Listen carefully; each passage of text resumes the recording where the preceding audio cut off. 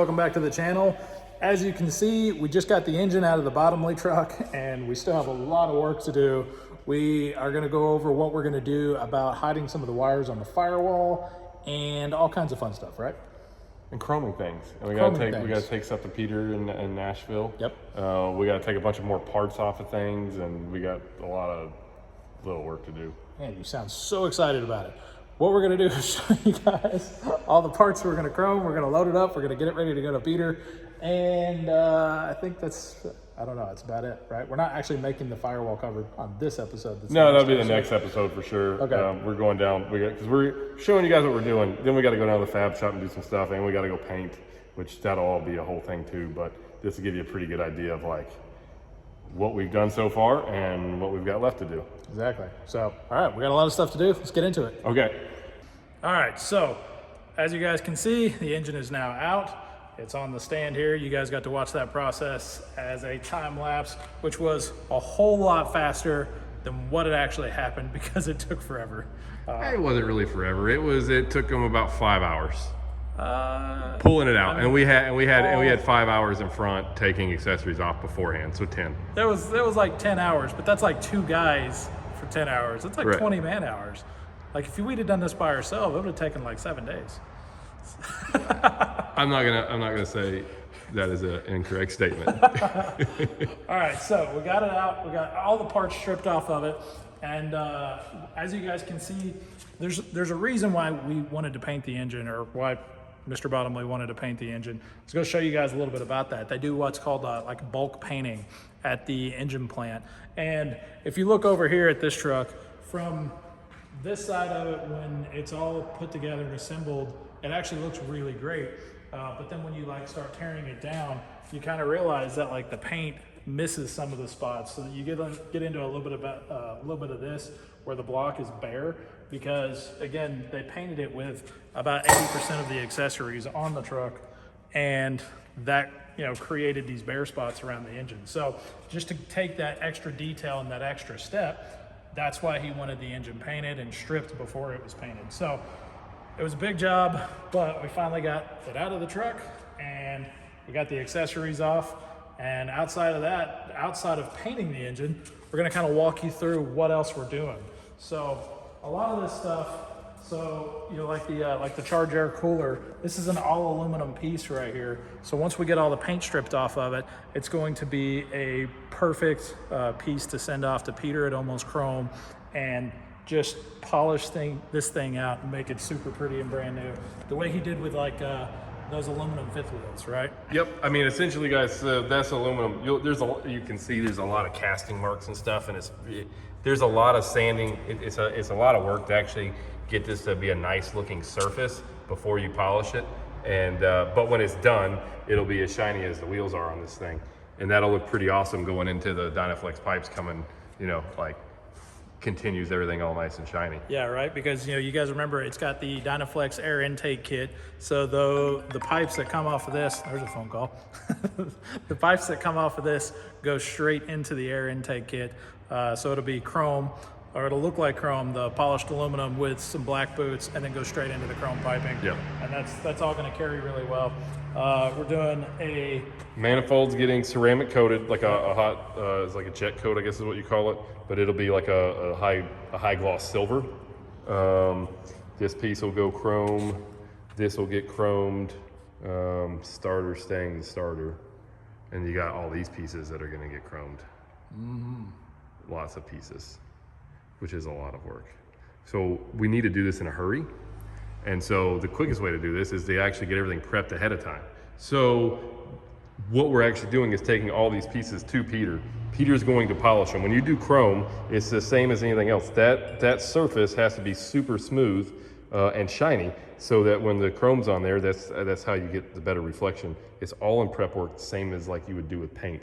So essentially, Pete's got to take all of this paint off of this deal and polish it just like he was polishing aluminum or stainless steel, and make it the surface as glossy, shiny, reflective as possible. Some cool things we're doing.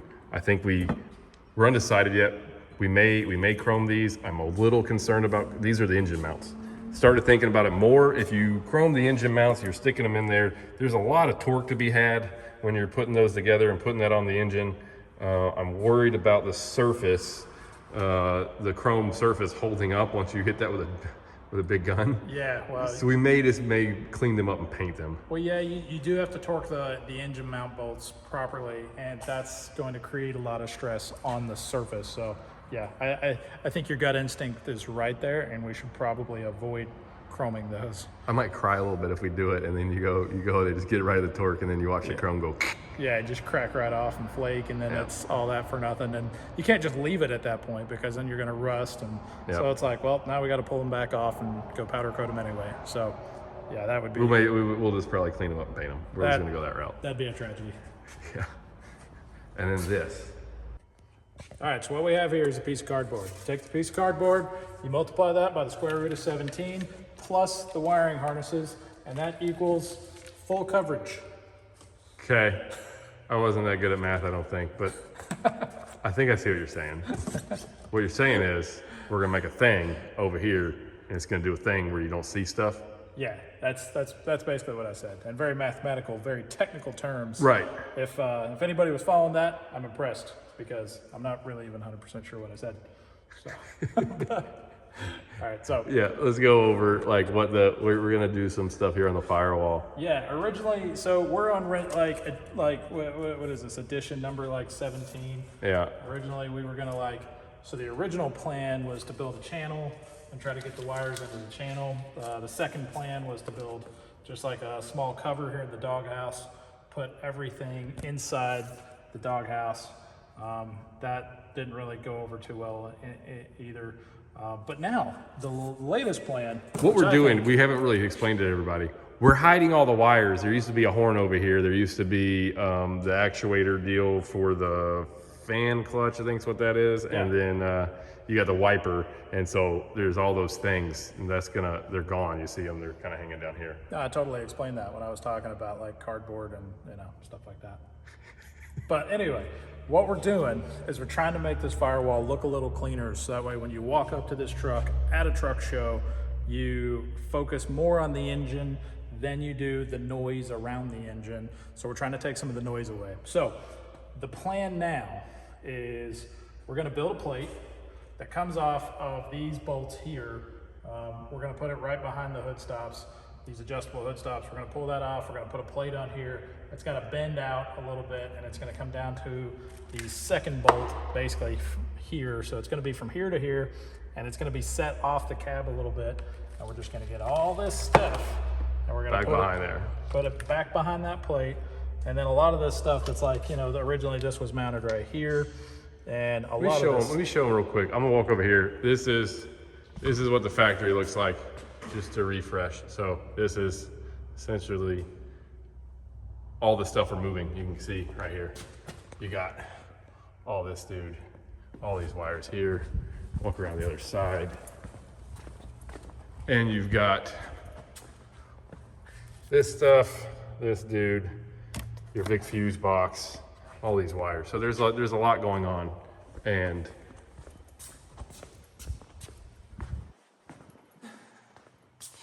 I fear like people are watching this right now and they're going, well, what did it look like before? Yeah, why are they doing that? What's the purpose of it? Well, yeah. It's just, again, because there's a lot of different colors and a lot of noise in the factory harnesses.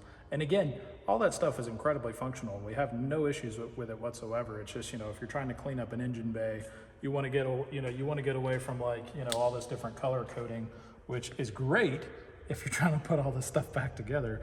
But again, it kind of presents a lot of visual noise when you're looking at it at a truck show. So yeah, this plate is going to be very clean. It's going to be very subtle.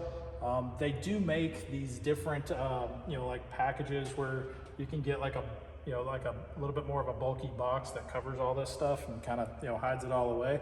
We're trying to go for a little bit more of a low profile look and also want to do something custom and different. So we're going to be very, very extremely difficult on ourselves and come up with 90 different ways to not do it. This will all get rewire loom. This will all look black. Right now, we're going to still be doing more. There it goes, it focused. And we'll still be doing more in this area but the initial is up top, and then you can already see we've already moved the fuse box. That'll get mounted under the cab. So, you know, once it's all said and done, it'll be cleaner looking by far than how it started. Yeah, much better. Biggest thing is we need to load a bunch of stuff in the truck because You gotta get that over to Peter, huh? yeah, he's like, we got to get this has got to be finished in 4 weeks.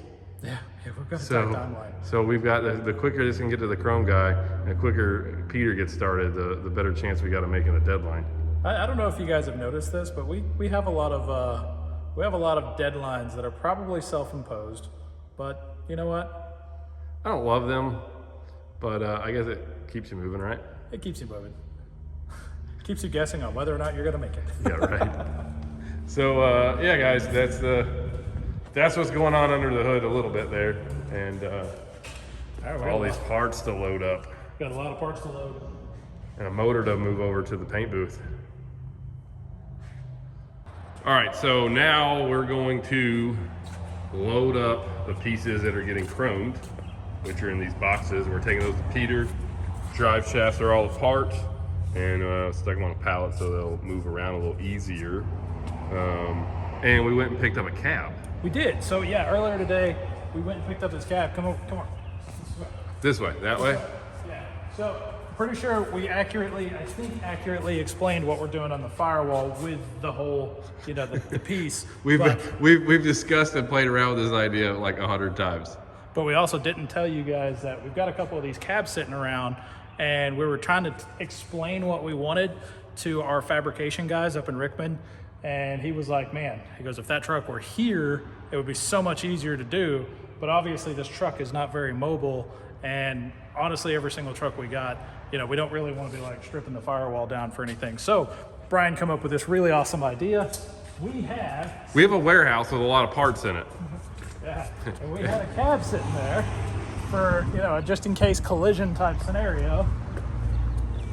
And we thought, man, this thing would be perfect to make templates out of. So now we're just taking this whole cab up to our fabrication guys, and this is going to be so much easier to build this Firewall cover with this thing sitting right there beside him. Yep. So we'll be able to, we're going to take this over tomorrow or so, and now we've got a whole front of a cab that we can make our template from, and then come back here and see if our idea looks worth a flip. Which I think it will. What's crazy is I always come up with these scenarios where I'll walk into our warehouses and I'm like, man, I don't know why any of this stuff is just sitting around. Like, I don't know why we have any of this stuff. But then now I'm like, I'm really glad we have this. I'm really glad we have this stuff. So yeah, there's if any of you guys are watching this video and you need a cab, 389 day cab, well, I don't know, give us a call, we've got one. But you can't have it for at least 1 week, because we need it for stuff, and then and then we'll sell it to you. Yeah, we got to do stuff with it. But anyway, let's get this stuff loaded up, and I gotta get to Nashville and drop this off to Peter. All right, so we got everything out of the truck, and we got lots of stuff for you. Yeah, plenty of stuff for me. So we got the drive shafts. Here's all the pieces out of off the engine that are getting done. We got an alternator and an AC compressor. You love me, don't you? I do. And I need it in a hurry, because that's how it always is. We got some more parts over here for him to do. Another box full of engine parts to get chromed. Alternator. We're gonna do AC compressor. All that stuff.